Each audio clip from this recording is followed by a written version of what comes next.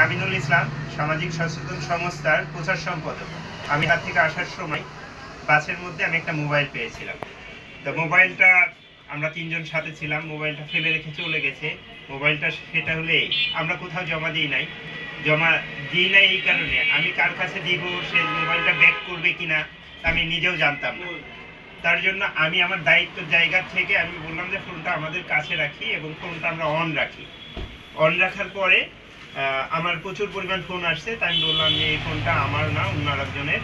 আমি ফোনটা পেয়েছি, তো ফোনটা যার তাকে বলুন। পরে দেখা যায় যে আমার সাথে যোগাযোগ করলো বেশ কয়েকজন। পরে বললো যে ভাই আপনার নাম?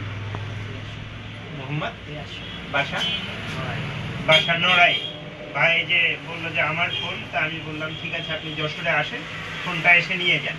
তো আমি আমার জায়গা থেকে চেষ্টা করেছি যে মানুষকে, যেমন কারোর কোনো জিনিস হারাই গেল, অনেক সময় মোবাইল, ড্রাইভিং লাইসেন্স, কাগজপাতি, সার্টিফিকেট বিভিন্ন সময় হারাই যায়।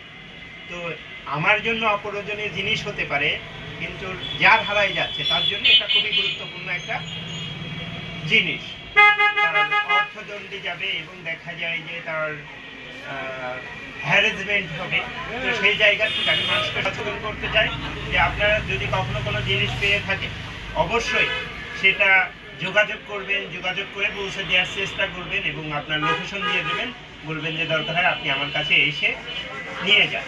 এই যে আমি ভাইয়ের কাছে আমি মোবাইলটা দিয়ে দিচ্ছি, ভাই আপনি খুশি এবং আপনি মানুষের মানে সচেতনতার উদ্দেশ্য আপনি কিছু বলেন, যাতে মানুষকে সচেতন উদ্দেশ্য কিছু বলেন